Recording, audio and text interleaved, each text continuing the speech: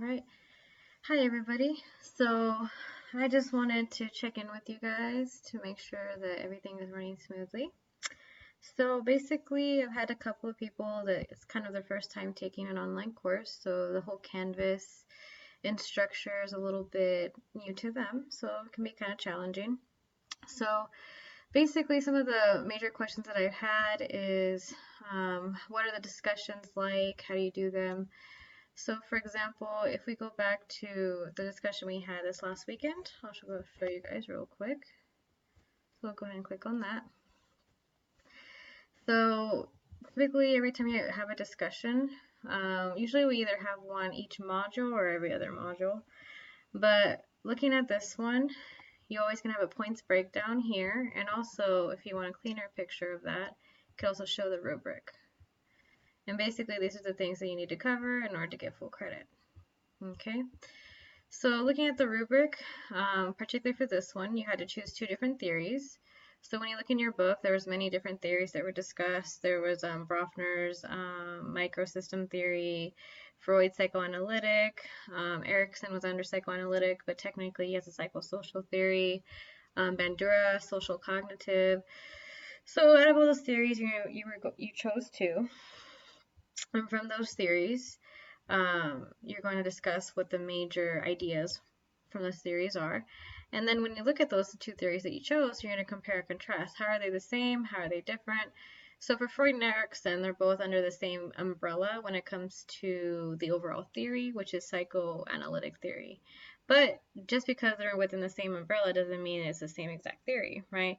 You can definitely see the differences between Freud and Erikson, and that Freud has a lot more when it comes to the unconscious mind, looking at motives, needs, and desires. And especially if you look at his psychosexual development, he's more looking at fixation and things like that. So very, very different from Erikson, who Erikson actually goes throughout the whole lifespan versus Freud kind of just focuses on childhood, right? So you compare and contrast, right? And then typically when you're doing your whole discussion, it's going to be around 300 words in order to get full credit. And then in most cases, you will have to reply to someone. So when you reply, you have to use a scholarly resource. So you can go to the Norco College Library website, look up in their database. They have a lot of different journals that you can look at. They can also have just research databases like Academic Search Complete. If you don't know how to use that, you could also just reference any website that is .org, .edu, or some type of society that's accredited. So for example, like Neuroscience Society, American Psychological Association, anything like that. However, you don't want to use anything like Wikipedia, okay? Nothing that's on Google that doesn't really have a lot of scholarly research backing up behind it, okay? And whenever you do reply to someone, you're gonna expand on the topic. So either you can ask a meaningful question, you could relate to your own experience and how that relates to something in the book. So there's so many different things that you can do with that. So it's kind of just discussion posts in general, and that's usually how they're going to go, okay? But there probably is going to be a different topic. Another question I had about the course is also the papers that are due coming up. So let's go back to the home page. So going back to the home page, you have the disability research paper that's coming up, and then also the observation paper. Those are the two papers that you'll be writing in this class. So the extra credit rough draft, we'll talk about that first. So let's go click on it. This is what you guys will see. So we're looking at it. Okay. So this is due later in the semester, usually midway. This is just a rough draft that's due earlier. So I would highly encourage you guys to do a rough draft so I can give you guys comments. And if you do turn it in, then you get extra credit. Some people do that, some people don't. They just wait until the paper's actually due and they don't get any extra credit. But I think it's a good thing to do it earlier so you're not stressed out, you're not doing things last minute. But going back to the disability research paper, you're going to choose a disability and you're going to compare that to child development. So there's many different ones you can choose from. There is visual impairment, children with deafness, autism spectrum disorder, even some mental disorders could be considered in there, even though in childhood it's not as common as in later in life. There are some children that do have very severe emotional challenges, so bipolar could be one of those, anxiety, post-traumatic stress disorder, if you wanted to do those. You could also do physical disorders, so cerebral palsy, if you wanted. You can do also mental retardation or Down syndrome, fetal alcohol syndrome. So there's many different ones you can choose from. So when you click on this, I would highly recommend looking at these videos. Also, these are some, if you click on these are sample papers, okay? So let's just do that and look at it really quick. These are some sample papers of how your paper should look like. So when I say APA style, this is basically an APA style paper. You have a cover page. You don't need an abstract, okay? That's not needed because we're not really doing research. You're just going to do your little cover page, and it has this running head, and the title of your paper is all in caps, and that's page 1. Put your name, college, etc. And then you have the overview of what the disability is. So you talk about it. What does it look like? What are the symptoms? How does it develop? How long does it progress? Is it something that can be treated? Is it something that's lifelong? Also, physical characteristics can be included when it comes to certain disabilities. You're also going to put pictures in your paper as well. Also, how do you test for a particular disability as well? So how do you test for Down syndrome in this example? You can also put that in the overview. And then typically who diagnoses it, how it's diagnosed, obviously through testing. How early can it be tested? Maybe prenatally, or is it something that occurs postnatally, right? Then you're going to talk about how children with Down syndrome, how they have different challenges in physical development, or they have different milestones. Same thing with cognitive development, you're going to talk about that.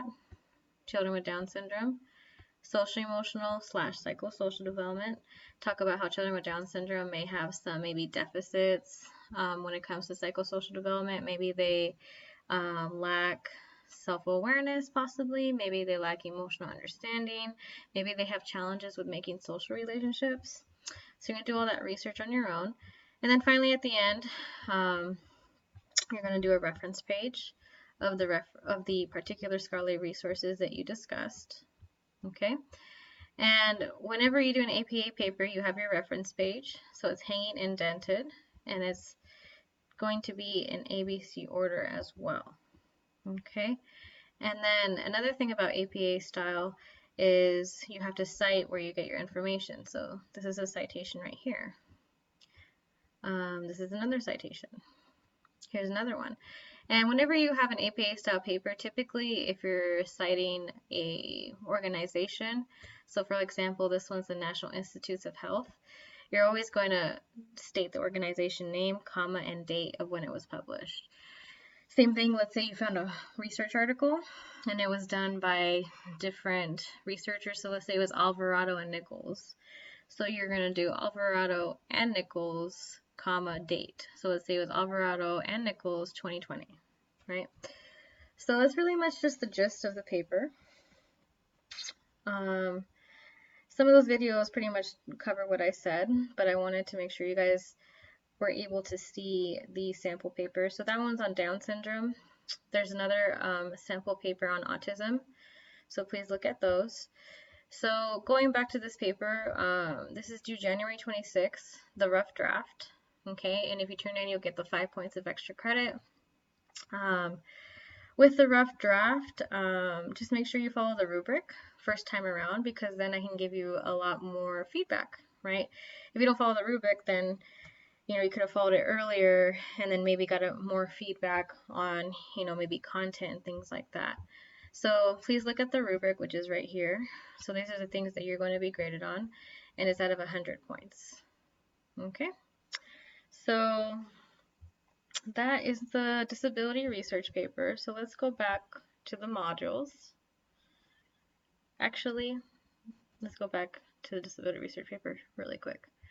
I had someone also ask another question of how you submit the papers. So go ahead and press submit. This is exactly how I'm in student view right now, so this is how it should look like for you. So you press that submit button that was up there, you go down, and then you're going to file upload. I prefer file upload, so not Google Drive or any other thing. Just do a file upload of your Word document. Okay, so it could also be PDF if you have a PDF file, but it's either Word doc or PDF. Okay, and then you'll click assignment, submit assignment, and I'll get it. Okay, and going back to the modules, there's that. So let's go ahead and leave really quick. All right, so we just discussed this disability research paper extra credit. And if you're wondering, if you go down to the next module, where is it? Here it is. So this is the module that I'll be doing, the rough draft disability research paper. I put it up here so you guys can start taking a look at it, even though it's not due this week, obviously. But I wanted you guys to take a look at it, start to read it, see what you're expecting out of the paper. So let's see. Okay, so finally in Module 4, that's when it's due, in February 1st. So that's when you'll be submitting it. So I just wanted you guys to make sure that you're getting ahead of the game, trying to understand what the requirements are for that paper. And then finally, here's the observation paper right here. So I'm also having you guys read it now so you guys know what to expect, because I know papers can be a little bit daunting, but really if you follow the rubric, you'll get full credit. Just follow the rubric, make sure you're putting in detailed information, and you should be good. So we'll go ahead and look at the observation paper final.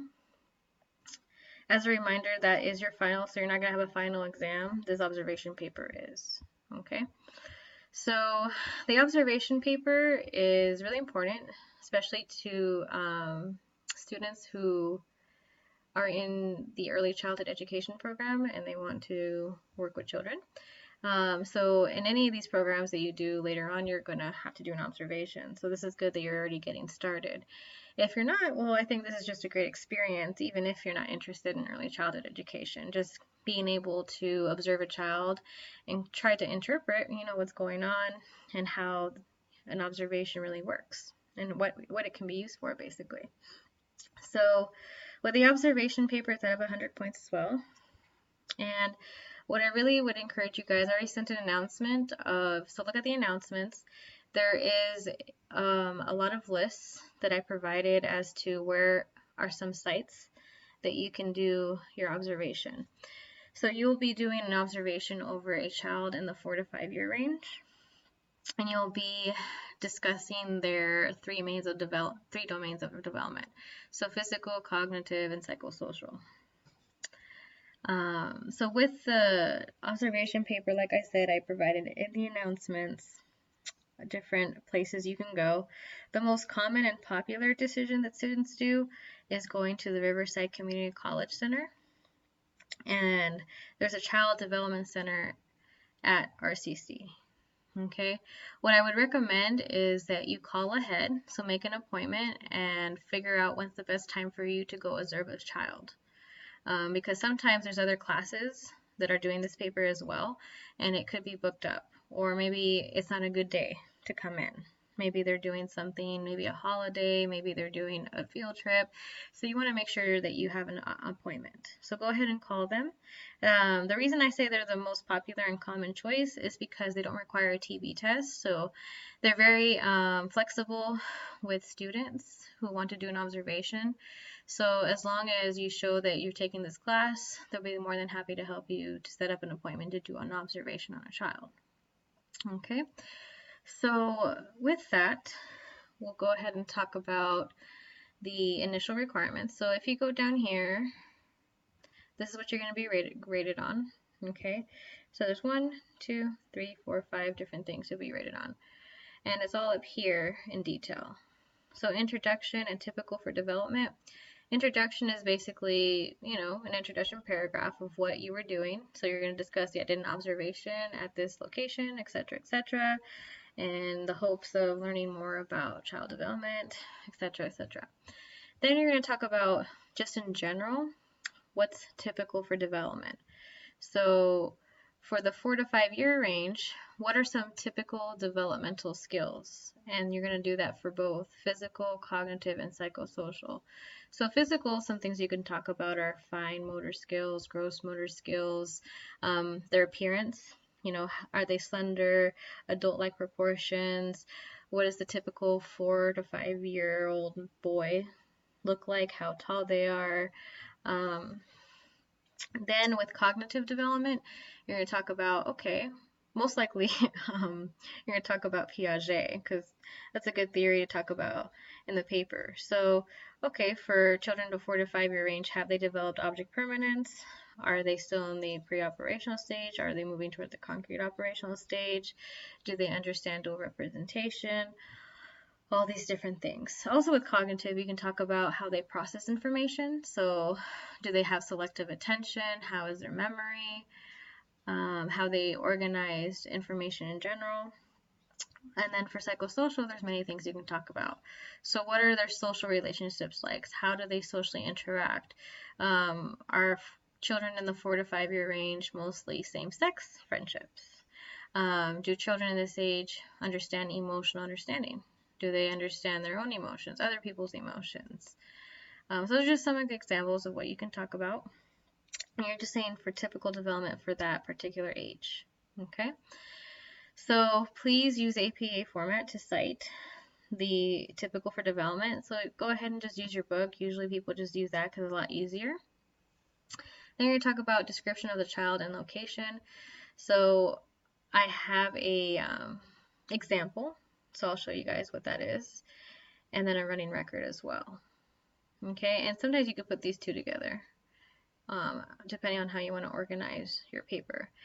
And then next, you're going to talk about the different types of play. So you'll see this as we go throughout the modules that we'll talk about Mildred Parton. And she did a research study on how children socially engage in play. So she found that there's different ways that children will play with each other as they move throughout childhood. So infancy, early childhood, into middle childhood. So some examples are onlooker play, parallel play, solitary play, etc. So you'll see this all in your book. And you'll discuss if these types of play happened, and also each of the different types of play. What are they, and how did that particular child engage in it? Then finally, this is when you do a little bit more of interpretation. So you're going to talk about the developmental skills observed. So out of the developmental skills that you saw for that particular child, did he have the appropriate physical development, the gross motor skills? Was he able to jump up and down? Was he able to throw a basketball? He seemed emotionally appropriate for his age. So you're going to have 3 to 5 examples for each of the domains. You could do as much as you want, but at least have 3 to 5 examples for each of the domains. And then finally, conclusion. So identify, do you think this child is typically developing per their age? So APA formatting is expected, so kind of the same thing with a disability research paper. So there's no need for a cover page or an abstract or more than one reference. So you can just use your book if you want to for this particular paper, but make sure you have page numbers, the title of the paper, and then the reference list and the in-text citations. Okay, again, here's the rubric, if you guys didn't remember that. So going back up here, let's click on this. So if you guys don't know how to do APA style, you can go ahead and take this. So this is an APA style paper, so you can just edit it to your liking and to your personalization, so you have the running head. You can actually use this for your disability research paper too if you wanted to.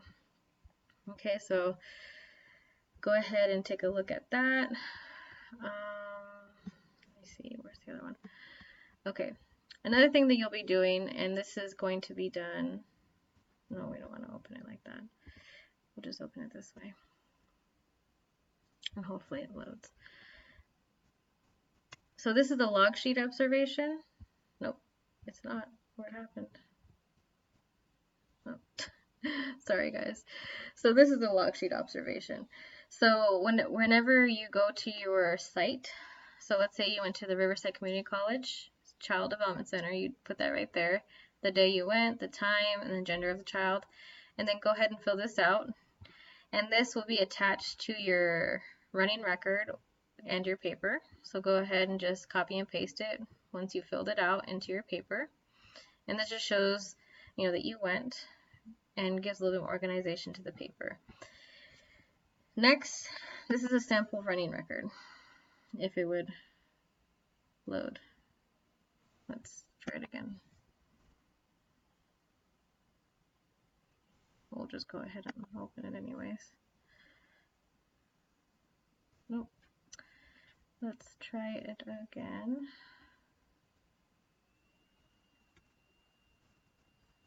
Oops. Let's go back here. Alright, we'll skip that for right now. This is a sample paper actually that I want to show you guys.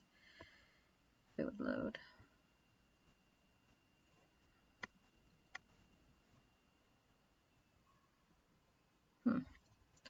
It's not willing to open up.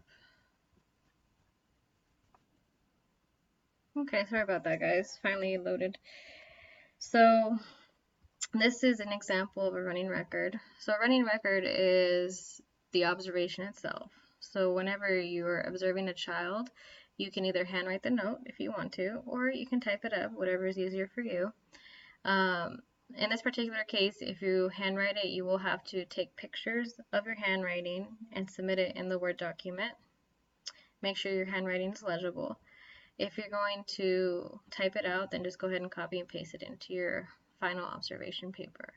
So running record is basically a movie-like process, if you think of it that way. So you're going to describe it to me as if it were a movie. So exactly how everything is happening. You're not going to do any interpretation, but basically what is going on. So here's an example of that. So Manuel was sitting at a desk closest to the door. So Manuel is the child for the observation. Mr. Alvarado began the lesson over run-on sentences. Manuel paid attention to the teacher's directives. However, he was also observed with his head on his desk. So it's very objective. There really is no interpretation. You're going to do more of interpretation when you talk about the developmental skills learned.